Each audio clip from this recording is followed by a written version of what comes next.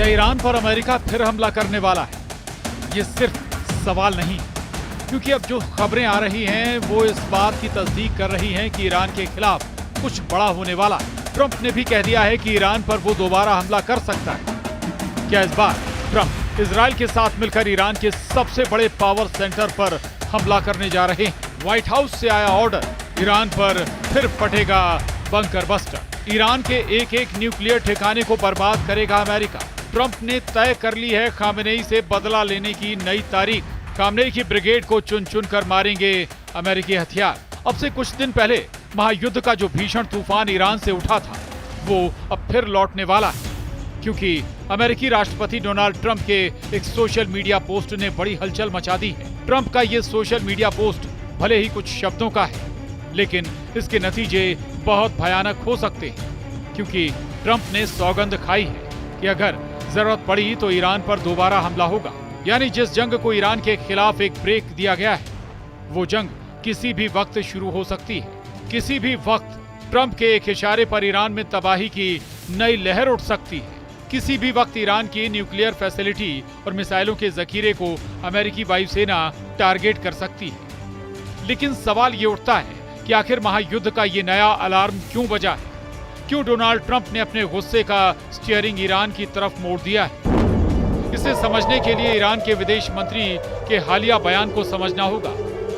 अपने ताजा बयान में ईरान के विदेश मंत्री अब्बास अराक्ची ने अमेरिकी हमले में ईरान को हुए नुकसान की बात तो कबूली है, लेकिन इस कबूलनामे के पीछे उन्होंने एक बार फिर ईरान की जिद को सार्वजनिक कर दिया है। उन्होंने अमेरिकी धमकियों को नजरअंदाज करते हुए साफ कहा है कि भले ही ईरान की न्यूक्लियर फैसिलिटी को अमेरिकी बॉम्बर ने नुकसान पहुंचाया हो, लेकिन ईरान न्यूक्लियर एनरिचमेंट नहीं छोड़ सकता, क्योंकि ये ईरान के वैज्ञानिकों की उपलब्धि है।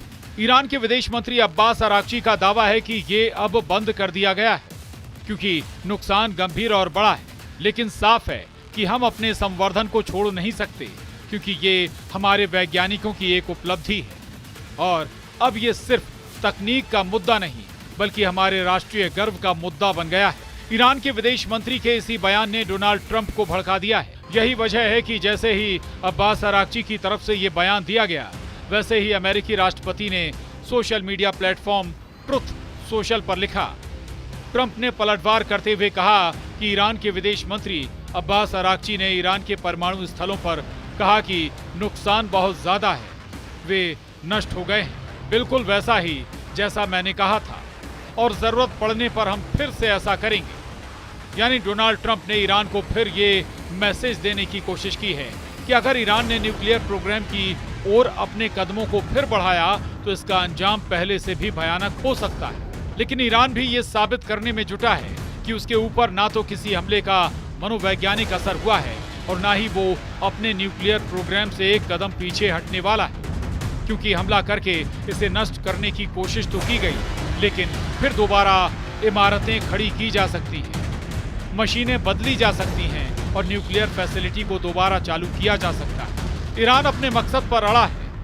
वो यही मैसेज देने की कोशिश कर रहा है कि दुनिया की कोई ताकत उसे यूरेनियम एनरिचमेंट प्रोग्राम को आगे बढ़ाने से नहीं रोक सकती। लेकिन किसी भी संभावित खतरे को भांपते हुए ईरान ये भी कह रहा है कि उसका न्यूक्लियर प्रोग्राम शांति के लिए है। साथ ही ईरान अमेरिका को यह भी भरोसा दिलाने की कोशिश कर रहा है कि वो न्यूक्लियर हथियार बनाने की दिशा में अपने कदम नहीं बढ़ाएगा, लेकिन इसके बदले ईरान पर लगे प्रतिबंधों को हटाने की मांग जरूर की जा रही है। ईरान के विदेश मंत्री ने ये बातें फॉक्स न्यूज की special report with Bret Baier नाम के कार्यक्रम में कही हैं। यानी ईरान अपनी बात और मकसद सीधे व्हाइट हाउस तक पहुंचाना चाहता है। इस दौरान ईरान के विदेश मंत्री ने यह भी स्पष्ट किया कि ईरान के सुप्रीम लीडर अयतुल्लाह खामेनेई जिस डेथ टू अमेरिका जैसे नारे का जिक्र करते हैं, उसका मतलब है अमेरिका की वर्चस्ववादी नीतियों का अंत, न कि अमेरिकी जनता के खिलाफ नफरत। ईरान अपनी बातों के जरिए कई तरह के संदेश देना चाहता है। पहला ये कि वो किसी भी दबाव में नहीं आने वाला। दूसरा ये कि ईरान के सुप्रीम लीडर नहीं झुकने वाले। तीसरा ये कि ईरान अपने परमाणु कार्यक्रम पर आगे बढ़ता रहेगा। चौथा ये कि न्यूक्लियर एनरिचमेंट ईरान की अपनी उपलब्धि है। पांचवा ये कि उसका न्यूक्लियर प्रोग्राम शांति के लिए है। और छठा ये कि पश्चिमी देशों को ईरान पर लगी पाबंदियां हटानी चाहिए। लेकिन इजरायल और अमेरिका जैसे देश किसी भी कीमत पर ये नहीं चाहते कि ईरान परमाणु शक्ति बने, क्योंकि ईरान के हाथों में न्यूक्लियर हथियारों को बहुत बड़ा खतरा माना जा रहा है और ट्रंप इस खतरे का जिक्र पहले भी करते आए हैं। उधर अमेरिकी राष्ट्रपति का दावा है कि वो 25 सालों से कह रहे हैं कि एक नागरिक होने के नाते भी आप उन्हें परमाणु हथियार नहीं रखने दे सकते, और यही हुआ। इसे नष्ट कर दिया गया है। उन्हें फिर से शुरू करने में कई साल लगेंगे और मुझे सचमुच लगता है कि ये शायद आखिरी चीज है। उन्हें एक भयानक युद्ध से उबरना है। मेरा मानना है कि फोर्डो साइट पूरी तरह से तबाह हो गई थी। उनको वहां से कुछ भी बाहर निकालने का मौका नहीं मिला, क्योंकि हमने तेजी से काम किया।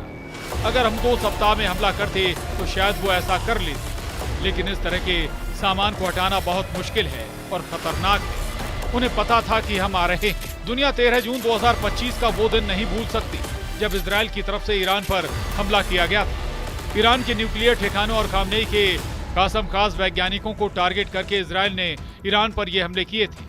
उस वक्त इजराइल ने ईरान के कई सैन्य कमांडरों और न्यूक्लियर वैज्ञानिकों को ढेर करने का दावा किया था। इस दौरान अमेरिका की मदद से फोर्डो जैसे बेहद संवेदनशील अंडरग्राउंड अड्डों पर B-2 बॉम्बर के जरिए बंकर बस्टर बमों से सीधा हमला किया गया था। यही नहीं, फोर्डो समेत ईरान के 3 न्यूक्लियर साइट पर भीषण प्रहार किया गया था।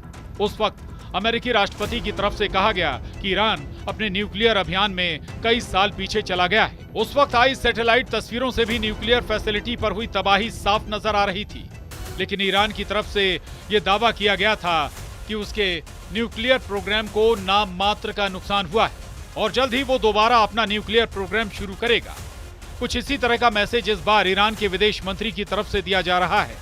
लेकिन एक बात यह भी है कि ईरान अब तक जो सब कुछ कबूल नहीं कर रहा था, उस तबाही का भी सच अब्बास अराक्ची ने कबूल कर लिया है, और वो ये कि अमेरिका ने जहां जहां हमले किए वहां ईरान को जबरदस्त नुकसान पहुंचा है। ईरान के खिलाफ जिस जंग में अमेरिका कूदा है, उस जंग को इजराइल की तरफ से शुरू किया गया है, और अब जब एक बार फिर एक नई जंग को हवा मिल रही है, तब ईरान की तरफ से आई एक खबर ने दुनिया में साइबर सनसनी फैला दी है, क्योंकि ये खबर उन्हीं 12 दिनों की जंग से जुड़ी है जिन 12 दिनों में इजराइल और अमेरिका ने ईरान के ऊपर हमले किए थे। इस नई खबर के मुताबिक ईरान और इजराइल के बीच 12 दिन की जंग से एक नया मोर्चा खोला गया, और ये मोर्चा था साइबर वॉर का। ईरान के सूचना और संचार प्रौद्योगिकी मंत्रालय के मुताबिक इन 12 दिनों में देश पर 20,000 से ज्यादा साइबर हमले हुए, और ये हमले बाहर से किए जा रहे थे। इन साइबर हमलों में पेट्रोल पंप, अस्पताल,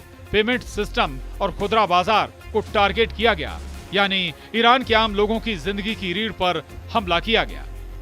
ईरान के मंत्री सत्तार हाशमी ने संसद में जानकारी देते हुए कहा, हमने ऐसी जटिल साइबर जंग पहले कभी नहीं देखी। पहली ही रात में एक विशेष टास्क फोर्स बनाई गई ताकि देश की डिजिटल नब्ज पर नजर रखी जा सके, लेकिन इसका सबसे गहरा असर पड़ा डिजिटल इकोनॉमी पर।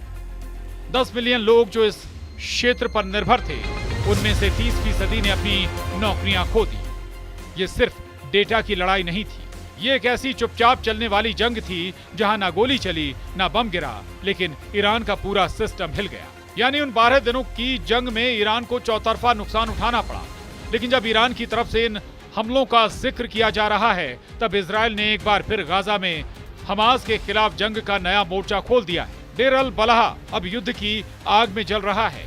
पहली बार इजरायली टैंक और जमीनी फौजें इस शहर में दाखिल हुई और इजराइल का बारूद जमकर कोहराम मचा रहा है। खबर है कि पहले इजराइल डिफेंस फोर्स ने इलाके में पर्चे गिराए, लोगों को निकलने का निर्देश दिया और फिर शुरू हुई भारी गोलाबारी, जिसमें दर्जनों घर, 2 मस्जिदें और यहाँ तक कि एक WHO का वेयरहाउस भी तबाह हो गया। डेर अल बलाह वो शहर है जहाँ अब तक हजारों विस्थापित लोग थोड़ी राहत की उम्मीद में पहुंचे थे, लेकिन अब वही शहर युद्ध का नया मैदान बन गया है। 80,000 से ज्यादा लोग रातों रात एक बार फिर बेघर हो गए हैं। सड़कें चीखों और खून से लाल हो चुकी हैं। इजराइल का दावा है कि यहां हमास के सुरंग नेटवर्क, हथियार डिपो और बंधकों की संभावित मौजूदगी के चलते ये सैन्य अभियान जरूरी था। लेकिन सवाल ये उठ रहा है, क्या बचे हुए 50 बंधकों को बचाने की कोशिश में 20 लाख बेकसूरों की जान को इजराइल ने खतरे में डाल दिया है? WHO के मुताबिक उसके स्टाफ क्वार्टर पर इजराइल की तरफ से हमला किया गया। कई कर्मचारी हिरासत में लिए गए। यूएन गेस्ट हाउस भी हमलों की चपेट में आया। हालात ऐसे बन चुके हैं कि 2.3 करोड़ की आबादी वाले गाजा में अब सिर्फ 12% हिस्सा ऐसा है जहां लोग सिर छुपा सकते हैं। बाकी 88% इलाका या तो खाली करवाया जा चुका है या सेना के कब्जे में। इस हमले से ठीक एक दिन पहले 73 फिलिस्तीनी उस वक्त मारे गए जब वे राशन की लाइन में खड़े थे। खौफ इस कदर है कि लोग अब खाने का सामान लेने से भी डरते हैं। राहत एजेंसियां लाचार हैं और बच्चों के शव मलबों से निकाले जा रहे हैं। दुनिया भर के 25 से ज्यादा देशों ने इस कार्रवाई की आलोचना करते हुए तत्काल युद्ध विराम की मांग की है, लेकिन जमीनी हकीकत यह है कि गाजा की जमीन अब किसी सुरक्षित जगह की गारंटी नहीं देती। डेल अल बलाह अब सिर्फ एक शहर नहीं, एक प्रतीक बन चुका है उस युद्ध का जो बेगुनाह आम लोगों के सीने पर लड़ा जा रहा है। लेकिन सवाल अभी भी वहीं का वहीं है, और वो ये कि क्या ईरान के विदेश मंत्री का बयान और डोनाल्ड ट्रंप की धमकी जंग के दायरे को विस्तार देने वाली है? क्या पश्चिम एशिया उस संभावित खतरे की ओर बढ़ रहा है जहां से भड़की चिंगारी और नई चुनौतियों की जद में पूरी दुनिया आने वाली?